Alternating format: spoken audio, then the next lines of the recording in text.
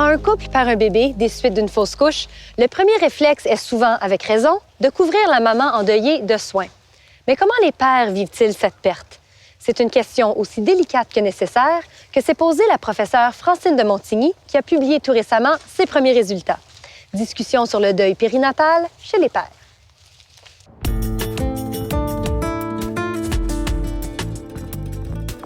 On pense souvent que l'ampleur des réactions de deuil des parents est liée au nombre de semaines de grossesse, et c'est pas vrai. Ce qui va avoir un impact, c'est beaucoup plus le degré d'attachement que les parents ont envers l'enfant, le temps que ça l'a pris avant de devenir enceinte, le temps que cet enfant-là, il est projeté et rêvé dans la famille.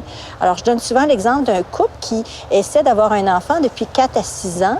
Lorsqu'ils deviennent enceintes, ils sont enceintes de 4 à 6 ans. Pouvez-vous nous dire qu'est-ce qu'on entend par deuil périnatal? Alors, le deuil périnatal, c'est les sentiments, les réactions et les comportements des parents qui ont perdu un petit bébé durant la grossesse ou peu après la naissance. Un deuil périnatal peut survenir suite à une fausse couche dans les premières semaines de la grossesse ou plus tardivement lorsque le bébé décède, qu'on appelle in utero, à l'intérieur de l'utérus de la mère, ou dans les quelques jours ou semaines qui vont suivre la naissance de l'enfant. 90 des recherches sur le deuil périnatal sont vers les femmes, ce que ressentent les mères. Pourquoi est-ce que vous avez décidé de vous pencher sur le vécu du père? Bien, j'ai plusieurs autres recherches que je fais sur le vécu du père. On regarde l'expérience du père en période postnatale immédiate.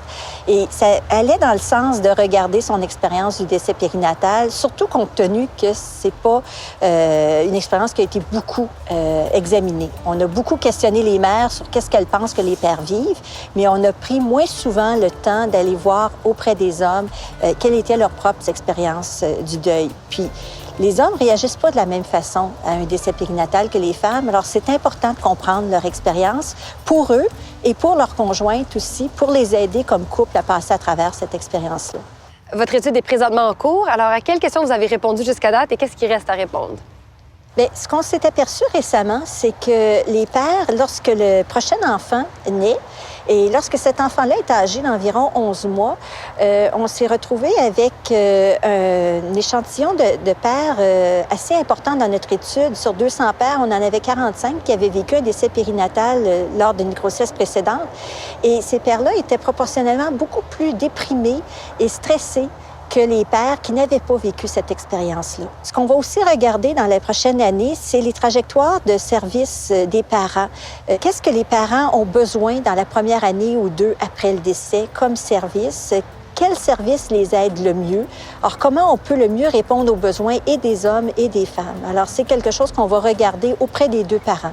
Je crois qu'on est en train de changer comme société, puis de reconnaître qu'un décès périnatal, ça change une vie pour les parents, pour les père et mère individuellement, mais aussi pour le couple. Puis en le reconnaissant, bien, tout le monde va pouvoir mieux accompagner ces parents-là. Francine de Montigny, merci beaucoup. Bien, je vous remercie beaucoup.